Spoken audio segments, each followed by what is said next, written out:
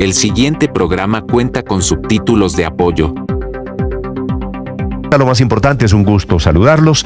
El resumen lo preparamos en Voces y Sonidos en Mañanas Blue.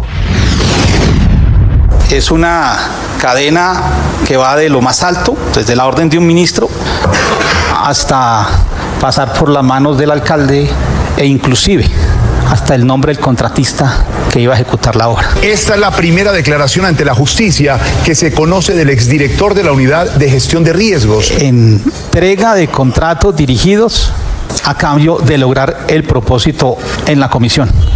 Que el ministro logre el propósito o saque adelante su proyecto de ley o el tema de interés que corresponda a su cartera. El más comprometido con su ventilador es el ministro de Hacienda, Ricardo Bonilla, al que señala de ordenarle direccionar contratos para comprar congresistas a cambio de su voto a favor de proyectos del gobierno. Revisar cuántos congresistas faltan para lograr las mayorías en una comisión y acordar con esos congresistas entregar unos contratos a cambio de que esos congresistas voten en esa comisión, en las mayorías que faltaban. Olmedo también reveló cuánto fue la cantidad exacta de presupuesto que entró a la unidad por parte del Ministerio de Hacienda. Un ministro, su enlace con el Congreso de la República, una congresista plasmando en un documento los nombres de sus colegas que se beneficiarían con contratos cercanos a 92.000 millones de pesos, cifra que ya me había compartido el ministro. Y fue en esa reunión con el ministro, con su asistente y unos periodos después en mi oficina con una congresista. El exdirector de la Unidad de Gestión de Riesgo anunció que ya recibió amenazas por el contenido privado que carga en su libreta personal. Compañeros o quienes fueran mis compañeros en Antioquia no envían uno, sino varios mensajes que tiene Olmedo guardado, que no es de él. No, si es mío, es mi libreta. Que lo están buscando y la orden. Dígale a Olmedo que la orden está dada. Lo van a matar. Ante la sala de instrucción de la Corte Suprema de Justicia, Olmedo López soltó una bomba. Dijo que se intentó entregar contratos al ELN para salvar el proceso de paz. La bandera más importante es la paz total, que lo que está en esa libreta pone en riesgo la paz total.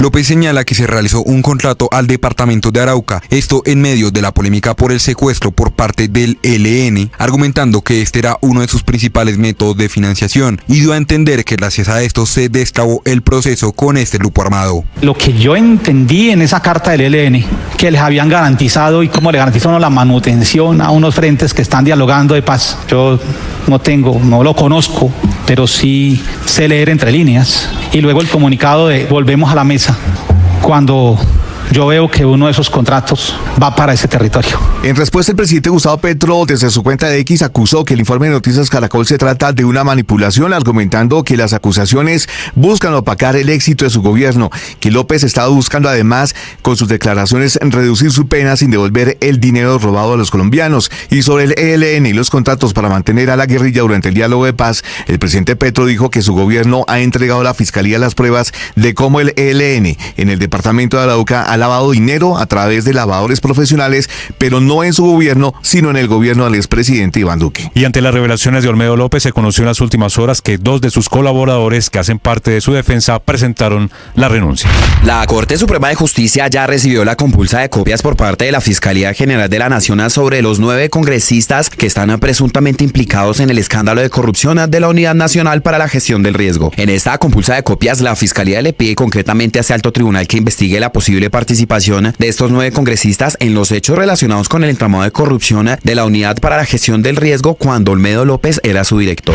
Tras conocer que a través de una red social las disidencias lanzaran una dura advertencia al gobierno nacional sobre la realización de la COP16 en Cali, Valle del Cauca, en la que aseguran que el evento ambiental podría fracasar en materia de seguridad, se empezaron a conocer las primeras reacciones. El primero en responder fue el secretario de Seguridad y Justicia de Cali, Jairo García. Estamos haciendo lo necesario para garantizar la seguridad, no solamente en la COP16. La meta es antes, durante y después, que Cali sea un escenario de tranquilidad, de seguridad, y tenemos claro las capacidades institucionales que tenemos.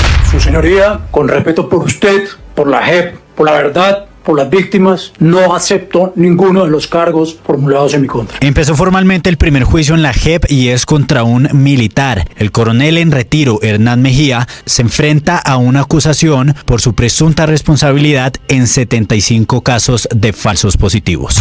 El presidente Gustavo Petro sancionó oficialmente la reforma pensional, que es de los pocos proyectos legislativos que ha logrado sacar adelante en sus 2 años de gobierno, y aunque quiso hacerlo de manera multitudinaria, como es su estilo, esta vez la asistencia no fue masiva. Se le puede arrebatar el derecho a los más débiles de Colombia, que el Estado social de derecho significa eso y nada más. El mandatario arremetió en contra del presidente del Senado, Iván Námea. Trámite rápido, que un trámite rápido, no como el de esta reforma pensional, que duró 2 años en el Congreso y que un egoísta social, un codicioso, escondió 13 meses en la gaveta de su escritorio.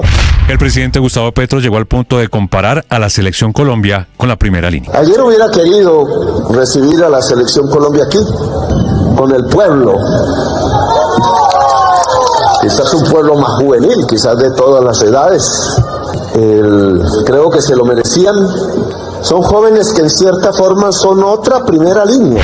Ya se encuentra listo y firmado el documento con el que el Partido Centro Democrático demandará la reforma pensional aprobada por la plenaria de la Cámara de Representantes hace más de un mes. Este será presentado por el director de la colectividad, Gabriel Vallejo, y se alegarán varios puntos claves. Incluso la senadora Paloma Valencia presentará su propia demanda. Nosotros hemos dicho varias veces que se violaron varios derechos. El primero y más importante es que se votó en Cámara sin discusión, simplemente se hizo una proposición acogiendo el texto del Senado. Arrancó la búsqueda del gobierno para llegar a un acuerdo nacional con gremios, alcaldes y gobernadores. Esto dijo el ministro del Interior, Juan Fernando Cristo. Ese plan de choque debe incluir una definición clara de las inversiones que se van a hacer en los territorios, mejorar la ejecución, la articulación al interior del gobierno y la articulación con las entidades territoriales por un lado. Y por el otro vamos a definir cuáles puntos son esenciales, introducir algunas reformas legales. En las últimas horas, el presidente Joe Biden, en un evento de campaña con votantes afroamericanos en Las Vegas, aprovechó el escenario para exigir prohibición a armas semiautomáticas. And the AR-15 was used in the shooting of Donald Trump, just as it was an assault weapon that killed so many others, including children. It's time to outlaw them. En las últimas horas se registra un aumento dramático de ataques israelíes contra centros de refugiados administrados por Naciones Unidas en Gaza, dejando 57 muertos solo hoy. Son al menos 8 las instalaciones que alojaban a desplazados que han sido bombardeadas en los últimos días. El ejército israelí, en tanto, reconoce que aún está lejos de derrotar a Hamás, aunque contabiliza que son 14.000 los militantes asesinados.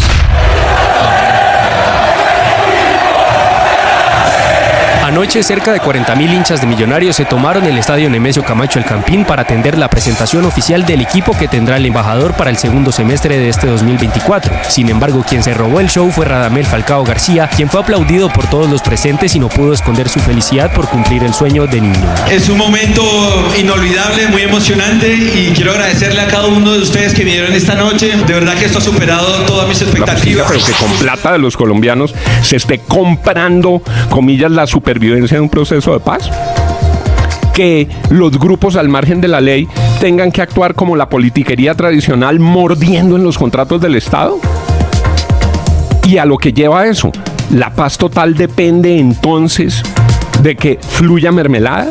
Dios mío, tenemos que pedirle a la justicia que obre con prontitud, que valore estas declaraciones y que finalmente les diga a los colombianos qué fue lo que ocurrió. 6:38.